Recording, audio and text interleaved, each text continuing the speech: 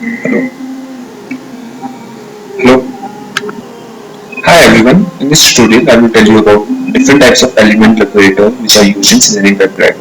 Before using WebDriver software testing tool, you must be aware about different ways of locating an element in WebDriver for software application. Locating an element is an essential part in designing WebDriver because when you want to take some action on an element, typically a text or text element, or by clicking on it you need to first identify that element. For example, I have a page in this and there are various type of elements like first name, last name, these check boxes, this browse button, this select box, and there are different types of elements. So if I need to perform any action on it, like that I need to click on this or click on this, you need to know what is the particular location of this particular web element. So for that we need to locate these web elements. So in order to do so, I will be telling you about different types of web allocators that are used in WebDriver. So these are the basically different type of web elements that are used.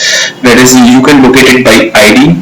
I will show it by a submit query, or by tag name, by class name, by name, by CSS selector, by Xpath. I will also explain you about handling dynamic type of Xpath. So let's begin. I will go to this page. So let us suppose I need to identify this text box. So what I have to do, I have already told you that you need to have installed Firebug and Firepath for it. So when you will install Firebug or Firepath, you will get this add-on in Mozilla Firefox. Just simply click on this add-on.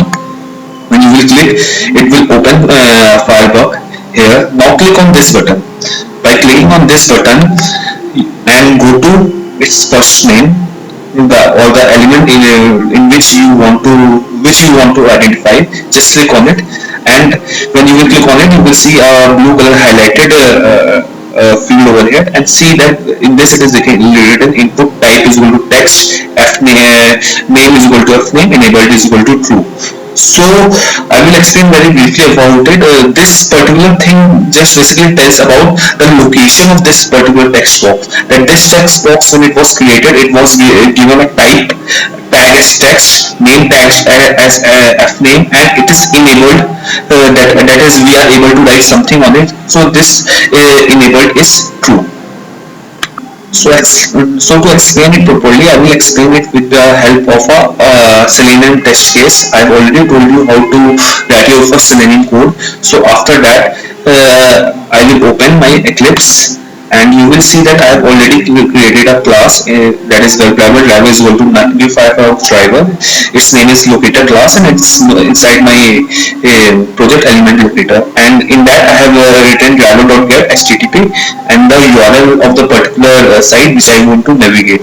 So this is the URL of the site which I want to navigate. So I have created an instance of a Firefox driver by giving driver.get and writing its URL. Now I will go here and I have to identify the particular web element. So for that I will write driver dot find element. There are two things: find element, find elements. Find element is just for identifying a single element. Find elements is for identifying a group of elements. So as we are identifying only a single element, so I will only write find element. I will double click on it, and inside this I have to give what thing I need to identify. So I will give by dot, and I will see there are various options which are available to identify this. That is, we can identify by class name, by selectors, by ID, by link test, by name, or when I will browse below I will find by Xpath, by different type of things. So I will explain briefly what are these things about. So let's see what are the things that we can use in order to identify it. That let's say first I need to identify by ID. So I will go to my Firefox browser and see what's the ID of this first name text box, and it is not having any ID. So let's see the element which is having an ID. I think submit query is having an ID. So I will click on this and click on submit query. When I will click on submit query, I will be seeing that its HTML representation over here, its tag is id is equal to submit button. So I can identify this submit query button by its id. So I will go to my particular test case, and I will write it by id, and here I will give its id name, and here I will write what id name was given over there. I will see what id name was given over there. Its id name was submit button. I will just copy the name of this id and I will paste over here and put a semicolon over here. So this particular statement is able to identify that this web element, this particular statement represents this particular button. So what actions can we take on this? We can see by browsing its option. I will put a dot and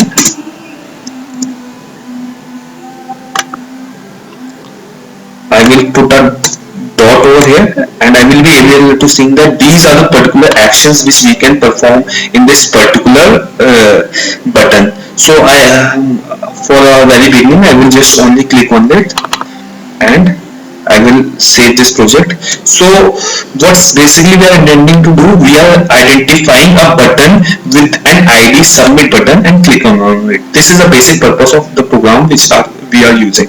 Now let's run and see what's the output, whether it's printing or not.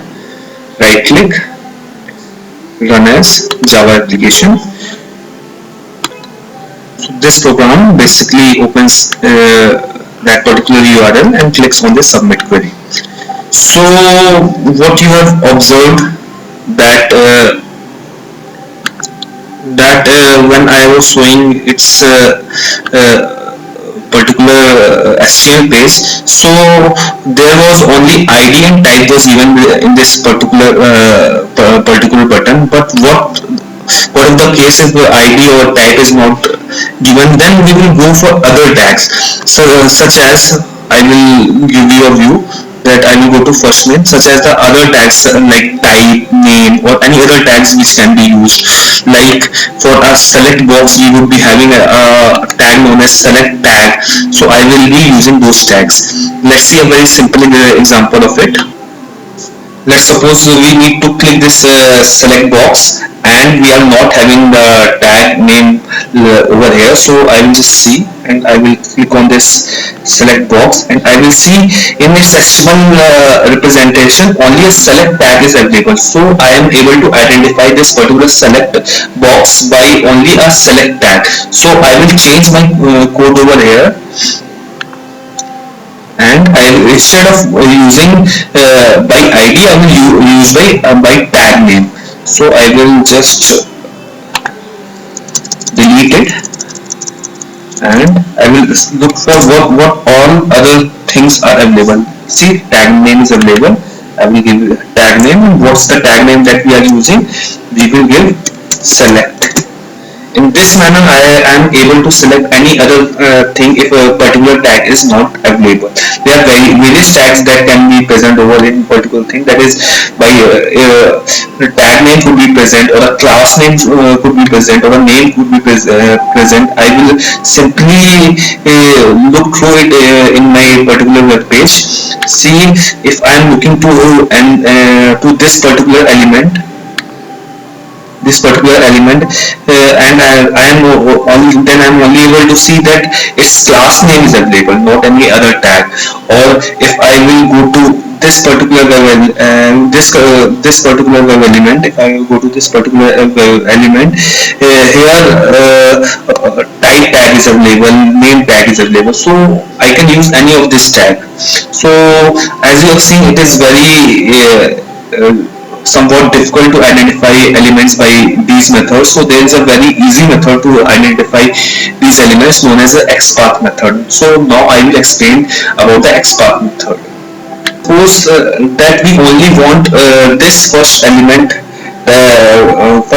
text box to be clicked, and we don't know which tag this is using or which tag this is not using according to a developer configuration. So I will just click over here and go to here, and inside now there is an option known as fire path.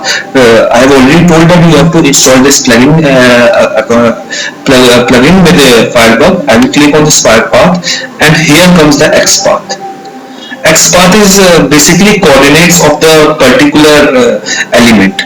So if I will click on this, it will give Xpath of this. If I will click on this, it will give the Xpath of this. So Xpath is very easy and short method to identify any element. So I will just copy this Xpath over here, and I will replace my code by, instead of finding it by tag name, find it with Xpath.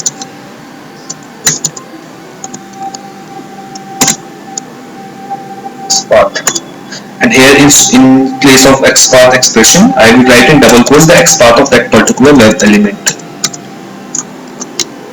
And what is Xpath? Xpath is this. I will copy from here and I will paste Xpath over this. This will do the same thing that was doing previously. So by now you would be cleared about how to identify any particular web element by these different things, by ID, by tag name, by class name, by name, by Xpath or by CSS selectors. By CSS selector I will tell you in detail after some time. So I think you might be cleared about by ID, tag name, class name, name and Xpath. So what's the problem with Xpath is that if you are using any dynamic site, in dynamic site the location of the web elements keeps on changing with time. So the Xpath are not constant. So if I will go to my browser and see the particular Xpath of, let's suppose this first name, so this is Xpath of this particular text. So if it is a dynamic website, this thing 2641311 keeps on changing with time. So Xpath is not a very effective method in handling such type of sites. Yet there are methods to handle it, handle the dynamic thing, but it's not that relevant. I will explain how to handle dynamically changing Xpaths in my next post. Till then, thank you.